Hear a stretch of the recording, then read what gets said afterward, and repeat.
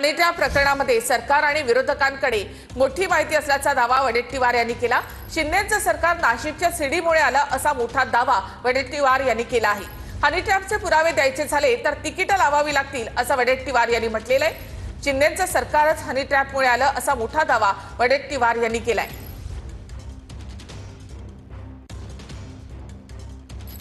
काल honey trap करून हनी नाही ना ट्रॅपही नाही असं मुख्यमंत्री म्हणाले, पण त्या संदर्भात फार मोठा माहिती सरकारकडे आहे, विरोधी पक्षनेत्याकडे आहे। कोणाच्या पर्सनल आयुष्यात डोकावण्याचा कोणाला अधिकार नाही म्हणून आपण चूप आहोत। मागच्या वेळेस शिंदे सरकार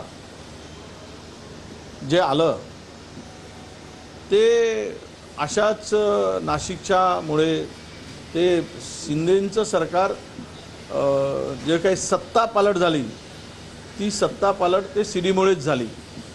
एवढा मोठा ते प्रकरण आहे। अनेक ऑफिसर, अनेक IAS असतील, अनेक माजी आजी जे काही आहेत त्याच्यात खूप मोठी माणसं आहेत, त्यावर काही अधिक बोलण्याची गरज नाही। ते ज्यावेळेस आम्ही दाखवू त्यावेळेस मग आम्हाला तिकीटच लावावी लागेल 10-20 हजार रुपयाची, आणि ते तिकीट लावूनच ते सगळं चित्र दाखवावं लागेल। पण ते निमंत्रित आणि विशिष्ट लोकांनाच बोलावं लागेल, कारण एवढा भक्कम पुरावा त्या ठिकाणी आहे। ती लपवणं हा देखील गुन्हा आहे। त्या वडेट्टीवारांनी सगळं सांगायला पाहिजे।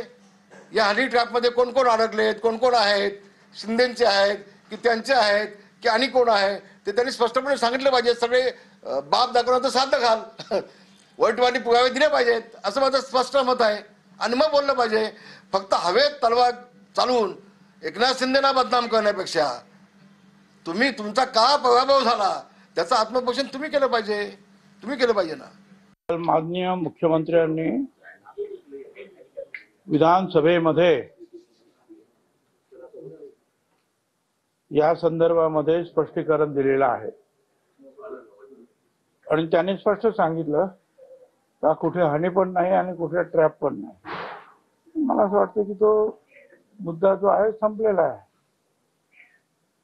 आणि स्वतः मुख्यमंत्र्यांनी स्टेटमेंट दिल्यानंतर शंकेला काही वाव राहू नये असं वडेट्टीवार